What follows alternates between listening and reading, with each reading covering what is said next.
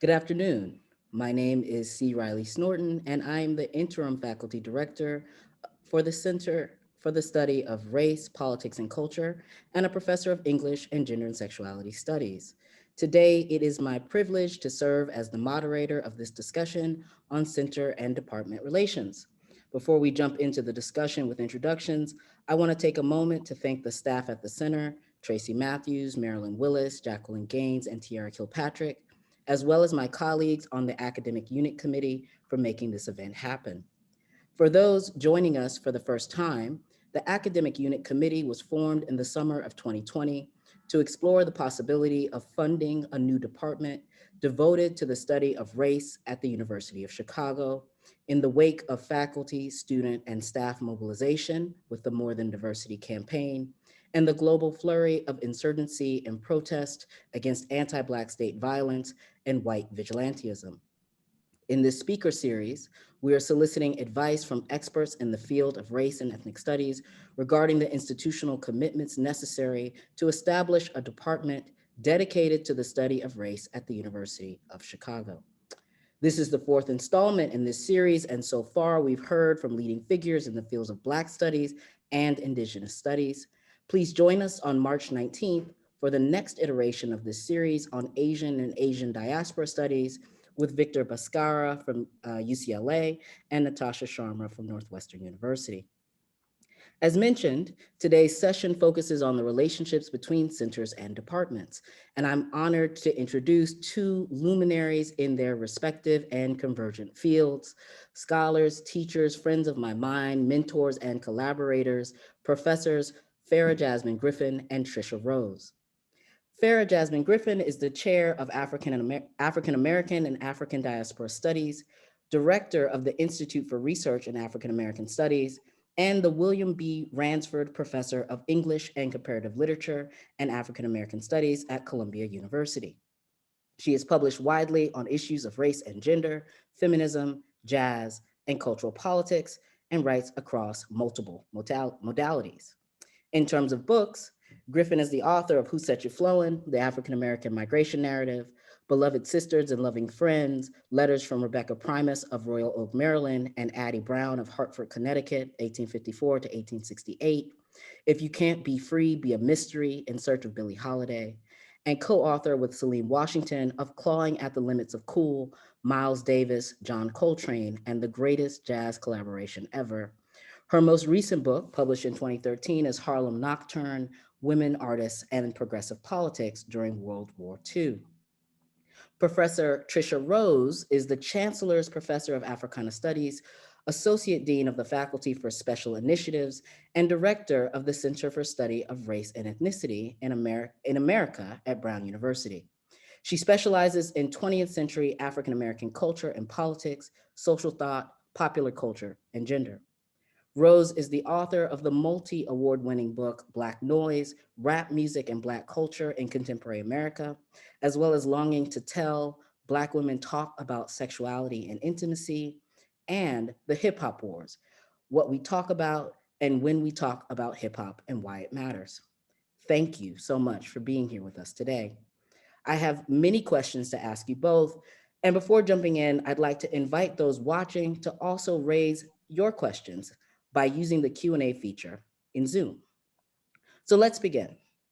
I'd like to start by asking if you would provide a brief intellectual biography of yourself in relation to your current position at your institution, or perhaps current positions at your institution.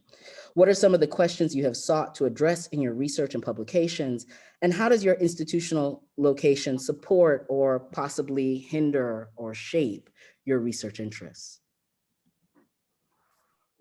You have a preference of? No, Farah, please go first. Okay. So I can't believe this. I've been at Columbia for, in September, it will be 20 years. And before I came, I was at the University of Pennsylvania in the Department of English, always considered myself an interdisciplinary scholar. But that Department of English welcomed the kind of interdisciplinary work that I did. Coming to Columbia, I was recruited in both the English department, but primarily also in what was then and still is the Institute for Research in African American Studies.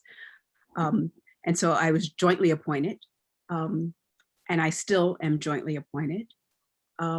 My colleagues in English were also people who were doing jazz studies, another interdisciplinary formation. Being at Columbia was, especially in the Institute and in jazz studies, those were my two intellectual homes because of their interdisciplinarity. And my own work was deeply shaped by conversations with colleagues who had many, had been trained in conventional, traditional disciplines, but were desperate to talk to each other across those disciplinary boundaries. And each of the works that I produced, I think, would have been quite different if I had not had that kind of intellectual companionship. So, the Billie Holiday book, which largely was nurtured in the kind of jazz studies formation, my book on women artists and progressive politics would not have existed in the form that it did if I had not been in conversations with historians like Manning Marable, Robin Kelly, anthropologists like Stephen Gregory, who really helped me understand the dancer Pearl Primus in ways that I would not have understood her. And so in many ways, the career that I've had would have almost been impossible if I did not have access to those kinds of interdisciplinary communities, people brought together around considerations about African Americans, people of African descent in the diaspora, questions of critical race theory. It's not that those things don't also inform those of us who do literary studies, but they aren't central in the same way that they were in the more interdisciplinary configurations. And so, I definitely look at my own kind of intellectual biography as having been shaped by my participation in those interdisciplinary communities, first around the Institute and then later as we created a department. Right. Well, and what a great legacy it is, Farah. You've been so incredible in the field, and I teach so much of your work, and it's a beacon. So I'm really, really pleased to see you. I had no idea that it was 20 years. That's bad because we're both only 33, so I don't really understand how that's possible. Anyway, hi everybody. Thanks for joining. So I too have a pretty interdisciplinary background. My PhD is in American Studies from Brown University. And that's where I wrote my dissertation on hip hop when there was no hip hop studies.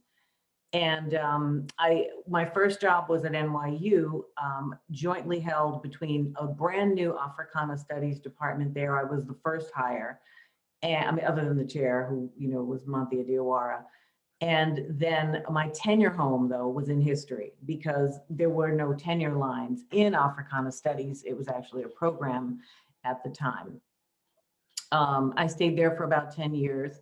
I'm just going to do this overview of where I was because those disciplines have a huge impact. And then went out to Santa Cruz for about 5 years and was in American Studies. There was no African American Studies in any meaningful way.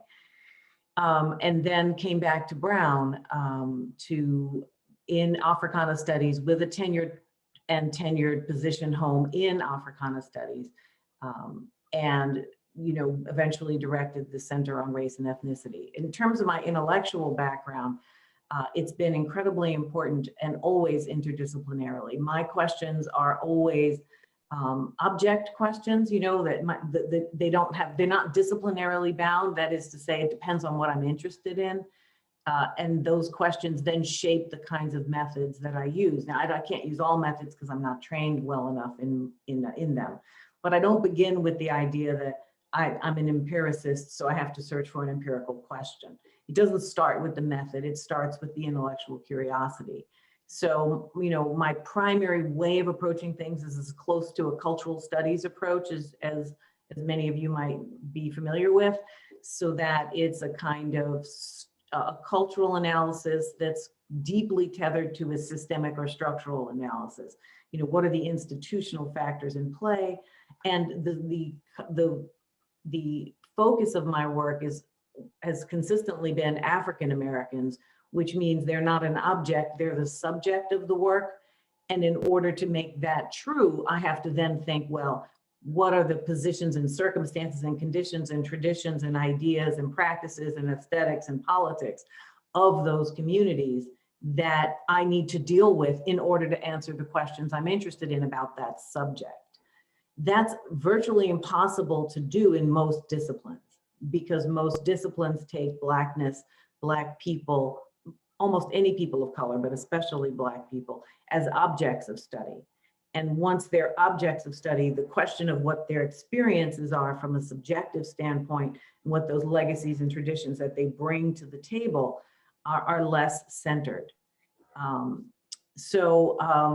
You know, that has always been a really important context for my own work, you know, thinking about being in communication and conversation. Obviously being in an Africana Studies department twice has made a huge difference for that.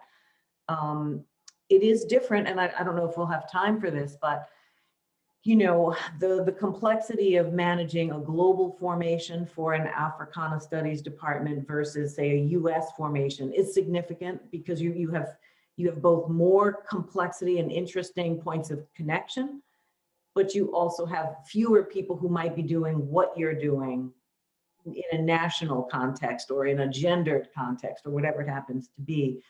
More specifically. So when I got to Africana at Brown, I think there were 2 African Americanists, you know, and there were virtually none on the rest of the campus. That's a whole nother question for us to talk about. So that made it more complicated. That's not the case now. It's much richer in this way around the campus and in the department. But I think it's important to mention that if you're in a Caribbean studies department that's doing an Africana approach, then you get a whole range of Caribbeanists, right? But if you're doing the entire Black world, you know, unless you are really careful about where you're going to focus your attention, you can end up with a lot of people who are connected in some ways, but disconnected in others. So interdisciplinarity and the questions of race are complicated to handle in the way universities shape knowledge boundaries. But figuring a way to be as interdisciplinary as possible using the methods and approaches I was describing has been mostly the focus of my work. Thank you. I really appreciate both of those responses, and something that I'm actually hearing across both of your responses as well is something perhaps a little counterintuitive to the prevailing logic of the joint appointment. And, you know, especially in what you were sharing, Farah, about the ability to talk outside of a traditional discipline actually becoming a kind of site for nurturing. And I think also, I mean, in some ways, what I also heard from you, Tricia, was about you know, the ways that the kind of scope and orientation of an interdisciplinary formation enables and sometimes, you know, and ultimately always shapes the kinds of conversations and collaborations that might be possible with a particular orientation to the research and writing and publications that you've both been doing. I'd like to, you know, unless you'd like to comment more on that, I'm happy to pivot to kind of thinking a little bit more about the center or the institute in particular. And am very interested in hearing from both of you about the formation of the institute and the center as it relates to the universities that you work at respectively. You know, one of the things that was interesting as we were doing the research, you know, leading to our departmentalization, was to look at different Black studies formations at Columbia University. And you know, each institution is unique and has its own history. And so, you know, just looking at the ways that Black studies came to be, Columbia, you know, had for decades had people who were doing work and studying people of African descent. You know, it's the reason why Zora Neale Hurston came here to do graduate work, because of Boaz. And later on, Pearl Primus came here to do graduate work. They weren't doing it as Black studies, but it was a place where there were people doing that kind of work, right? And then in '68, you know, with the protest across the world, and specifically at Columbia, that's when you first begin to get the demand for an African American Studies department. And you start getting all of these different formations, a committee, a group of courses where the work is outsourced largely to Harlem-based intellectuals to come teach a few courses, a department or two hiring a Charles Hamilton in political science. It isn't until '85 that Columbia hires its first African Americanist in the English department. And so by the time Manning Marable is recruited, he's recruited in 1993, he creates the Institute for Research in African American Studies. And like Tricia said, the Institute, you can have people who are affiliated with the Institute, but their tenure homes have to be in conventional departments. And so Manning establishes the Institute for Research in African American Studies, and it becomes a very important center for Black studies nationally and internationally, so much so that many of our colleagues believed we already had a department. And we functioned as a department in some ways. We trained master students, people received their BAs. We had wonderful scholars. We just didn't have the capacity to hire and tenure our own faculty members. And that became more and more tiresome, seeking partnerships across the university. And some departments were very good partners and allies, and we sort of overburdened them with our requests, and others were utterly impossible. And oftentimes you would have very good candidates who would not be of interest to us, but might be interesting to a department. One of the discussions we often had is we'd be in a joint hiring meeting, and we would all say, but Du Bois said that 50 years ago. And and everyone in the department would be like, Du Bois, that's just one. But I think that was we had a great deal of autonomy as an institute, but not when it came to hiring and tenuring our own faculty members, and ultimately training graduate students beyond the MA. We found that we were training very talented graduate students to go off and get their PhDs elsewhere. And so we just came up against the limitation of that formation without the kind of autonomy that departments have. Yeah, that's really crucial. I mean, I'll just start with a comment on that autonomy before talking about Brown's formation.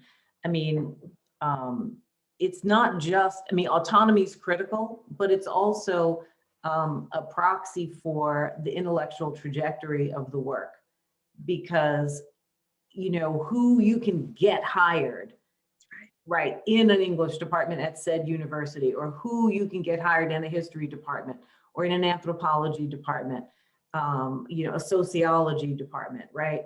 That is actually increasingly getting harder. It's making it harder for those who want to ask certain kinds of questions, who would be more in line with a more, what we call a traditional Black studies approach, right? There are more people who are willing to do what I call disciplinarily bound question asking. And so those people are much easier to hire, but they shape the field. So the field of Africana/Afro-American studies. And that's a real intellectual and a political problem, because we're not just a group of people who have been trained in disciplines who happen to study Black people, right? Because we begin with the question of Black subjectivity and Black humanity. And we ask questions that are fundamentally about Black freedom, even when they're not directly about politics. That means we're not suited for, those questions are not as easily slotted into many disciplines. So, it was amazing what Columbia was able to produce, given that all of those people had tenure elsewhere. But I also think that was a moment, right, that I'm not sure, I think we've got more pre-professionalizing, colleagues, because that's really where the resources are. I have no real complaints about that, except, political ones at the general level. But I don't think we can assume that a Black Studies program, which would mean a location without tenure lines, can survive doing the kind of work it needs to do today that it might have been able to slip under the radar in the 70s to do. I agree. I agree. Absolutely agree with that. Yeah, yeah. Go ahead. Say, would you want to follow up on that, or should I? No. I mean, I think that that's why these questions are so important. You know, with each institutional formation is one, what was possible at that given moment, and oftentimes in our field, and maybe less so in other fields, but I think like gender and sexuality studies too. What's possible has everything to do with what's going on politically in the country or the world, right? And that is we often are able to make inroads with these intellectual projects when those things are happening politically inside and outside of the institution, which is why most of us can look to 68. And then the early 90s is another time when the institutions, for very different reasons, look and say, okay, we need to get the highly charismatic Black male scholar to come and run this program that we have, right? Right, yeah. I mean, our formation at Brown was very similar to Farah's in that same time period. You know, many of these programs, late 60s, early 70s, demands from students, demands for courses, demands for majors or concentrations, sort of moving up the food chain of request. And then the establishment of a program. And then eventually, for many of us, but not most, right, departmentalization over time. That happened very recently for us, maybe 10 years ago, 9 years ago. I was chair of Africana when we were finally being considered for it. But, just when we were, and I had to address the faculty at Brown on the question, they asked me things like, do we have books for that in the library? Like as if it just didn't exist as a field, and I was like, yep, last time I looked, E185.5 was pretty kicking, so I'm not even joking, right? I mean, I'm saying it like a joke, but it was dead serious. That's true, Tricia, right? Because the thing is, we created a field before we had departments, right? Exactly. All the things that it takes to create a field had been done. Right. So, basically we were saying to the university, it's time for you to catch up. Right. They're like, y'all got books? I'm like, yeah, we got some books.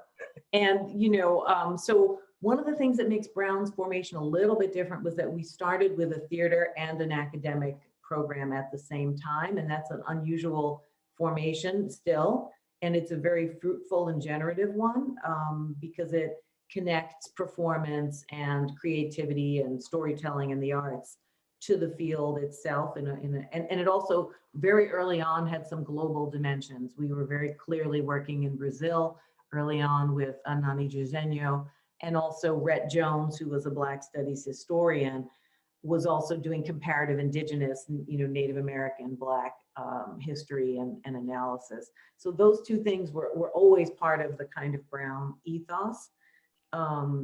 But all the other things that Farah said, just institutionally, are very similar in terms of the effort and the complexity and the kind of building. Usually, how Black Studies sort of began, I think, is pretty clear. We didn't have the big special, Black male hire in the 90s. I don't know what happened then, but we skipped over that phase. We had male chairs. I'm the only full professor female in the department, and I'm only the second to ever be in the department. But that's like a whole nother chit chat. Yeah, that's another one, right? That's another question Riley might have, but it's not the question now. No, this is super fascinating, and I really appreciate everything that you put on the table with those responses. I want to maybe just ask us to dwell for a second more about the kind of position of chairing the department, but also directing the center, and how you think about the compatible and also divergent intellectual missions.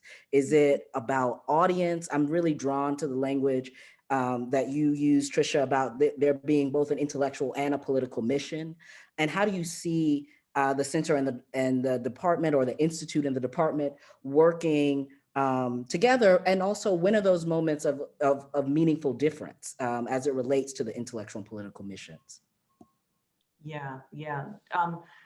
Our formation is very different than Columbia's because the Center for the Study of Race and Ethnicity in America, which is called CSREA, is not a Black Studies Institute in the way that Columbia's is at all. So let me just draw a distinction first. So Africana Studies gets founded as African American Studies in the early 1970s. But this center that I direct, CSREA, gets founded in 1986, largely as a kind of Stuart Hall-ish cultural studies center designed to produce working papers on questions of race and ethnicity, not just people of African descent, but Black, Latinx, Indigenous, and Asian American, but primarily, not so much as we've taken more Indigenous work up. It intersected strongly with African American studies, but it did not, wasn't rooted in it in that fundamental way, right, that it is at Columbia. When I took it over 8 years ago, it feels like 12 years ago, in 2012, I think it was, part of my strategy was to figure out how to make sure African American studies had a very significant home, but it wasn't exclusionary to the other racial and ethnic groups, because one of the things that's very important is to remember that although Black people have their own traditions, the formation of race as a category, right, is imposed on us as it is on a number of other people, and we are relationally produced. So for me, that is a critical part of what we do, to look for these matters. And then of course, there's the fact that, half of the Spanish-speaking Caribbean is not white, and, Brazil is not white, in large measure. So getting conversations that are ethnically complex, multilingual, but also racially complex is part of that mission. So we have no tenure lines, we have no majors, we are a research center, and our job is to bring faculty and graduate students and undergrads together around research and programming as much as possible, in ways that do not involve training people for getting majors and things, getting degrees per se. So I'll leave that there and let Farah talk about the other, and I can come back to Africana separately if people need me to go back to that. Yeah, so I should say that as of this academic year, we actually, I am not directing the Institute. I am just chairing the department, and our director of the Institute is Mabel Wilson, my colleague Mabel Wilson, and I'll talk about that shift and how grateful I am and significant it has been. So the Institute for Research in African American Studies was one of, three or four other sort of centers and institutes that were interdisciplinary formations. We often worked together. The Center for the Study of Race and Ethnicity, CSER, is one. The Institute for Research on Women, Gender, and Sexuality is another. And we were all interdisciplinary institutes and centers. None of us could tenure our faculty. We work very well and in partnership with each other. Out of that group, we became a department and are now open to, joining with our colleagues in the center, those centers and institutes, so that we are the departmental home.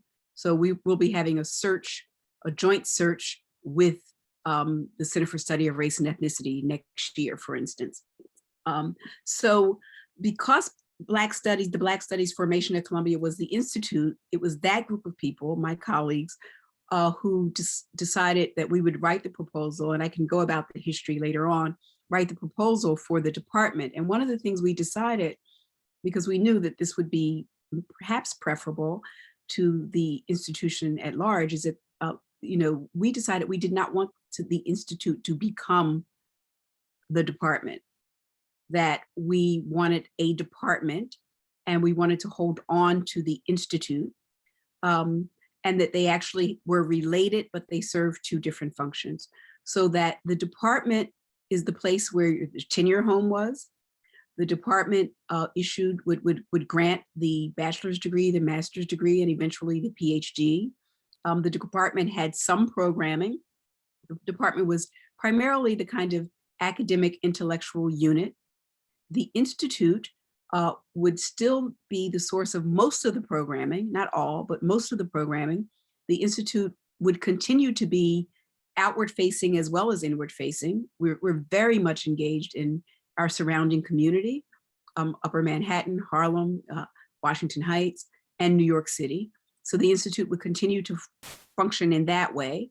That the Institute would be a way for faculty who were not appointed in African American Studies to still be affiliated. So the Institute has faculty fellows, the Institute offers research grants, publication subvention, things like that. And those colleagues are still a part of our intellectual community, even though their lines aren't in the department. When we became a department, those of us who had joint appointments, but real tenure homes in the other places, the half of that appointment that was in the Institute, by vote of the trustees, shifted to the department, so that each of us became jointly appointed in our home departments that we had been hired in, and in the new Department of African American Studies. So we're all jointly appointed, and it's only our new hires that will be fully appointed in African American Studies, or jointly with one of the other institutes or even departments. But it was very important for us, and luckily, that model of having a kind of institute department, center department for Black Studies actually was up and running in a number of places. Harvard has the Hutchins Center and the department. Penn has the center and the department. Texas at Austin Center and the department. So it was a model for Black Studies configurations by the time we came along to do it, and it works very well. Because we transitioned, I went from being the director to being the chair at the request of my colleagues, but chairing a department is no joke. And trying to direct both is almost impossible, to do them both well. And luckily, we had such a good group of people with such tremendous leadership capacity that it was not hard to recognize and have someone step right in and hit the ground running in terms of directing the Institute. That's really helpful to hear that formation. I wasn't aware of some of those details, Farah, and it's really relevant. We had, all the programming would have been in Africana Studies, but having the theater gave us a kind of, institute-like space where we both held events. We had Callaloo, journal seminars over the summers, along with all the other, spoken word performance and theatrical plays, and the research to performance methodology that George Houston Bass and Elmo Terry Morgan brought to the program. And Slavery and Justice, the Center for Slavery and Justice, which is really a new center, is directed by an Africana faculty member, but it's also separate from the department right now. And that was Ruth Simmons' intervention from, about 7 or 8, 9, maybe 10 years ago. But what that means is that so that the CSREA, where I direct, really is trying to do the work that the institute that Farah's talking about is doing, except it's not Black only, right, in content. And so what we try to do is create an intellectual space, because Africana Studies or Afro-Am is never going to be big enough to encompass all the people on campus studying Black people. First of all, it's just not going to be that big for all kinds of political reasons. But it's also that people do this work and do affiliated work, right, in lots of departments. And it's important to have people fully embedded in those departments as part of a broader political, intellectual, cohort. So having an institute where these people can have a foothold, have a relationship, and communicate with each other. So you see that you have historians and sociologists and anthropologists and demographers and, French studies people who do Francophone Africa, et cetera, et cetera. People do algorithmic bias, and race. And you wouldn't necessarily hire all those people in your, Afro-Am/Africana department, but having a place where their research and their questions and the potential for synergies and collaborations can happen as an arm of the department is an excellent formation. And that, I think, is something that we should, I would recommend that model profusely. I agree. Thank you. I really appreciate and this kind of flagging of 1968, this possible shift in 1990, and I'm struck by the fact that the department at Columbia is very new, and I actually forgot how recent Africana Studies emerges as a department at Brown, and I'm curious to hear maybe any kind of context or speculation about the rationale in this moment. And so that's going to be kind of one of my final questions, but we're already getting questions from the audience that I'm going to raise. But I wanted to kind of have you speculate about the contemporary that produced these departmental formations in the now. So Tricia, do you want to go? Because you all came before we did.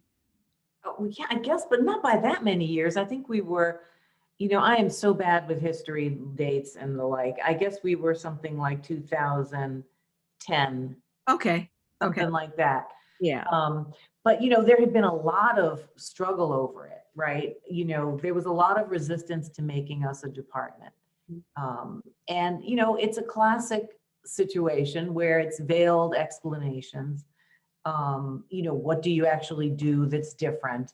Are you ideologically bound, as if all these disciplines are not ideologically bound in any way? They're just freely studying, methods developed independent of history, apparently, and using these methods independent of historical assumptions, and, so on and so forth. So there was quite a bit of a struggle over that. If your question is what would the rationale be now, the rationale now is the same rationale as before. And that is that universities structure themselves in such a way that department status is the powerful position. It's the only position that confers tenure track lines, that can build, tenure track lines, and can hire tenured faculty and or people in a tenure track way. Programs sometimes have joint lines they share, as we were just mentioning earlier, and that makes an enormous difference. I mean, it's the difference between going begging around, hoping you can find a sympathetic colleague to encourage a joint hire. It means that your faculty who work on these questions have the intellectual continuity to do the kind of work they want to do. They're not doubly positioned between 2 and 3 departments and satisfying 3 masters. And I mean that literally, in terms of service and expectations and recognition of the work, right? Well, this isn't what a real historian does, and now you got to basically do the work that somebody decides you ought to do. So there's the power, that the way the institution confers power through tenure track lines, there's work recognition, and then there's the way that people's work can be shaped by the absence of that line. The other thing is that, a lot of these centers and institutes get founded as boutique operations. Some institutions found them as, you hire a big fancy person and then they get this center, like, they're actually the center. And then, a big circle gets shaped around them. And, while that can be a great start, because you take what you can get, if you can put your flag somewhere, it's not the best way to think about the importance of these institutions and why they matter and how to keep them alive. Because vanity projects shift with the intellectual focus of the person, and they don't create a community by definition, right? They have to please this master. And also you don't get a shifting directorship, right, in the way that you really ought to, so that people can take on different valences and bring new energies in. But the most important thing is tenure track lines. As soon as they say that's not how departments fund themselves, okay, we'll go with the next structure and think about it. But that's really the big answer. Yeah, no, I mean, so true with Tricia. I think a couple of important things happened. We always had at the Institute, when I first became director many, many years ago, we started having retreats at the end of every year. And every other year they would be like 3-day retreats, and we'd go to some retreat center and be together. And then on off years, we'd stay for a day on campus. And those retreats were really planning sessions for what we wanted to do, who we wanted to be, what our goals were, how we were going to fund it. And we were always talking through departmentalization. So we were always there. The institution, and by this I mean the administration, not colleagues in other departments necessarily. They were often not there. And one of the answers was, departments are disciplines. There is no interdisciplinary department at Columbia.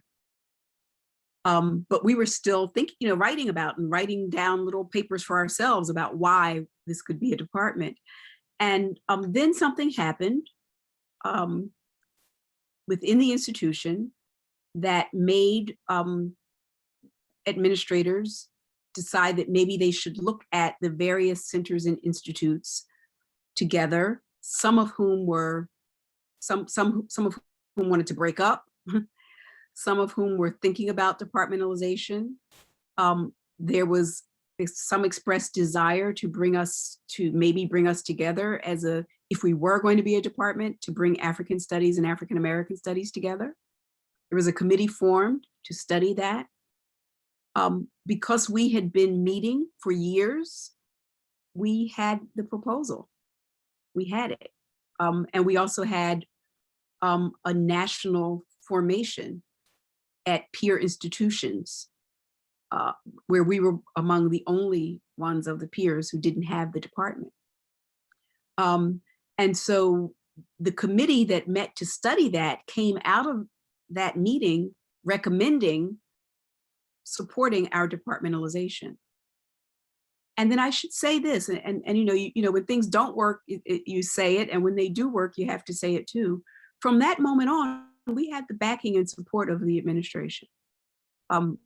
We had, there's a process that you have to go through. I presented the proposal through every committee and took seriously what those committees recommended, the faculty-based committees, their recommendations, and revised the proposal accordingly. And that was a year. But I did it not feeling like we had our back up against the wall and we were fighting. I did it feeling like this was something that once we got to that point, that this was something that the university wanted to see happen and wanted to be successful. And that was very, very important for us. And so that's what happened. That's how we came along, still jumping through every hoop and being asked some ridiculous questions, but a lot of really good questions that actually made our proposal better, made it stronger and made it better. And the other thing I would say is we had allies in departments that I had no idea, you just don't know who's on your side and and by the time we finally were able to present the proposals, most of our colleagues, and especially our colleagues in the sciences, were like, are you kidding me? You guys don't get to hire and tenure? Like, that's ridiculous. Like, that's so condescending. That's so paternalistic. Right? That's the language. So that, it felt like all of a sudden it was an idea whose time had come, but we were ready even before the idea was a time, for the rest of the university. Right. Just one comment on this, and then I don't want to lose track because I see we have some questions in the Q&A. One is that, this question of departments are disciplines is actually a contestable, statement. What makes a discipline? And you have disciplines with more than one methodology. And if that's the case, then what is the basis of it as a discipline?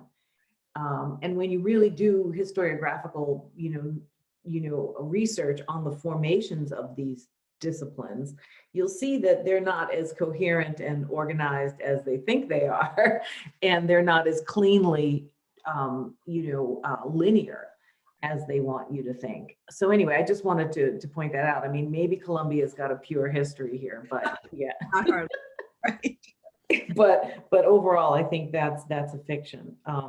And then the other thing that happened in the 90s, I think that we might want to mention, I know Farah remembers this too, was this effort at consolidation, which is what you were describing there. There was all this work, you got ethnic studies, you got queers, you got blacks, you got this, put all them fools in a group, let them all play together, figure it out. It's just not white folk, it's the non-white folk department, it was the, was based, it was crazy, and it happened a lot in a lot of places.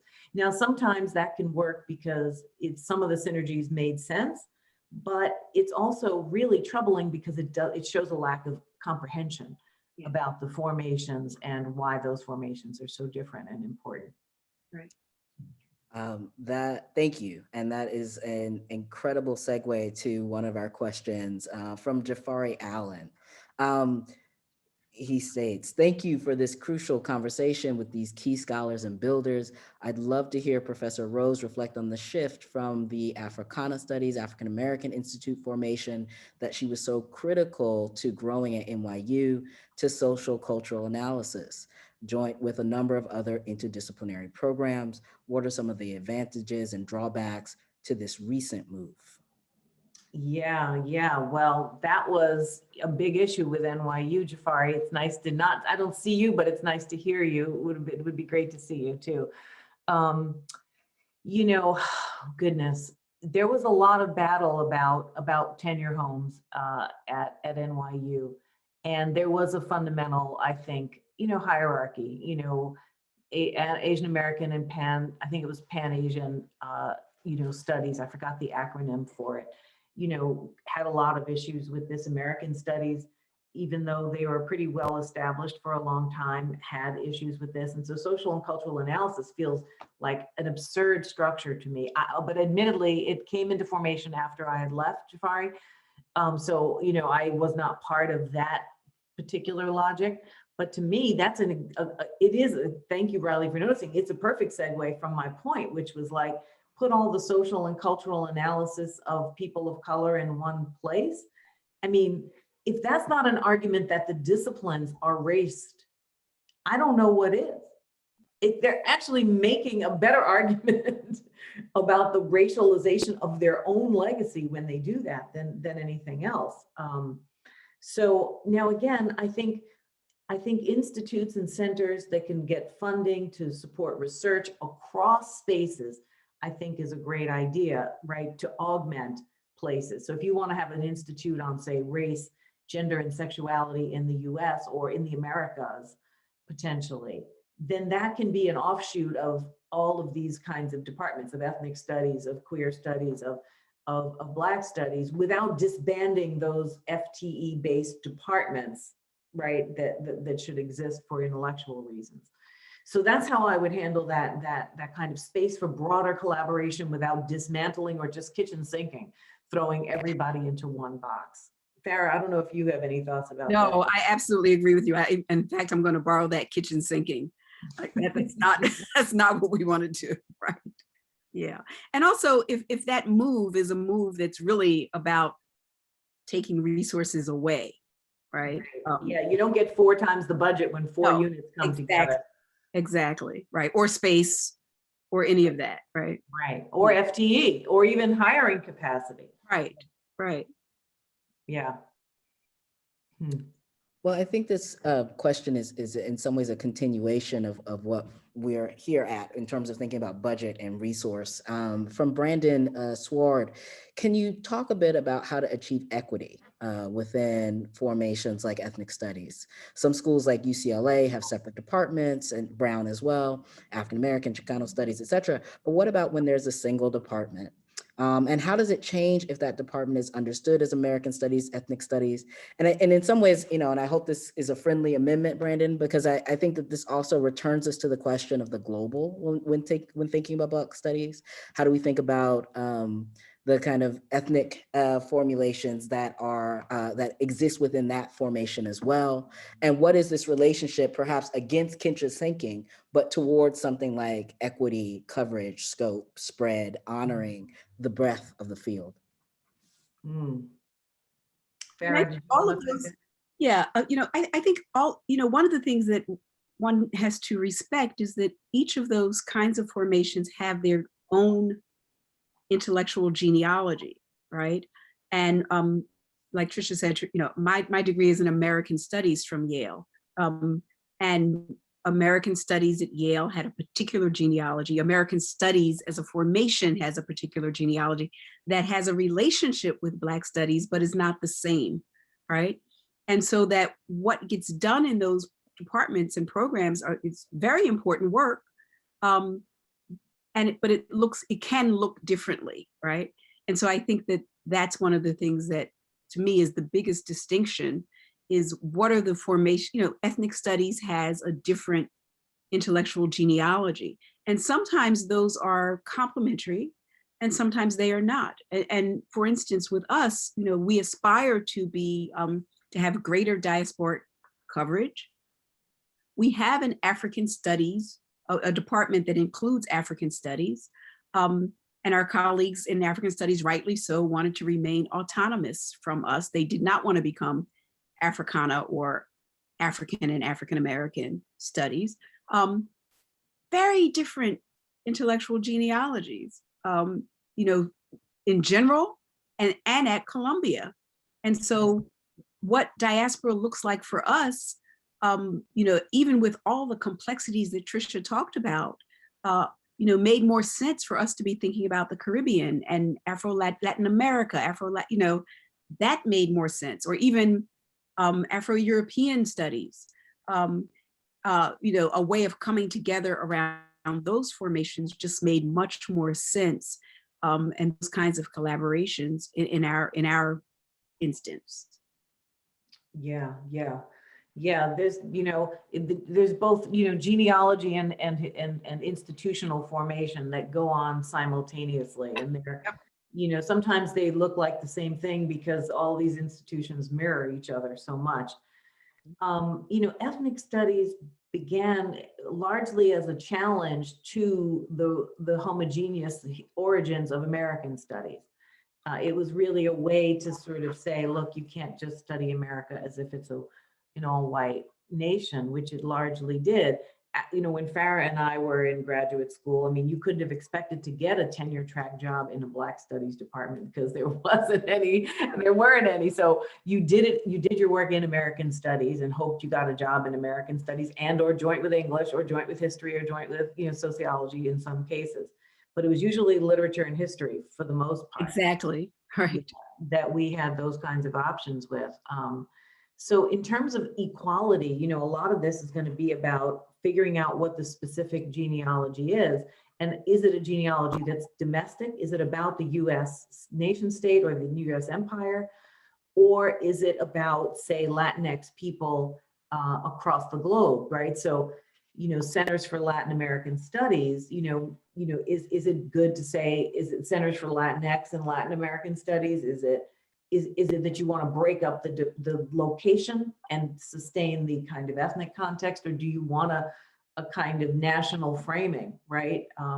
Those are some of the questions. And then there's what the students want to learn about, which is very important. This is not, students don't protest about the English department per se, but they will protest on your behind about, some ethnic studies situations. So if you were to just fold stuff into some global thing and not have Chicano studies, or have adequate Asian American studies or indigenous studies and histories in certain different parts of the country would have different stakes in those. But, and this is showing up too, and this is complicated in Afro-Am/Africana because, it began as African American studies because we are in the US. I think that's a legit thing. But also at that point, most people of African descent were also African American. That's not nearly as true as it was. Our students, not only is the population diversified globally, but the college-bound population is more Caribbean and African in recent origin than the people who were protesting in '68 for this. So that has changed a lot of what the conversations are about too. And I think there's a lot that's going to happen there. So if people are thinking about future formations, it might be worth it to think about, well, what are the current circumstances and what are the formations that are most reflective and effective for that? Wow, I think it's kind of a lovely note to kind of wrap our session, to think about what are the current conditions that might engender new future formations. I want to extend my profound gratitude to you, Farah and Tricia, for being available to have this conversation. I want to thank everyone for tuning in to this conversation, and to also remind that next Friday, 3 p.m., March 19th, there will be a discussion on Asian and Asian diaspora studies, and you can find the Eventbrite information to log in there. But again, thank you so much, and I hope everyone has a wonderful afternoon. Take care. Thanks for having me. Thank you.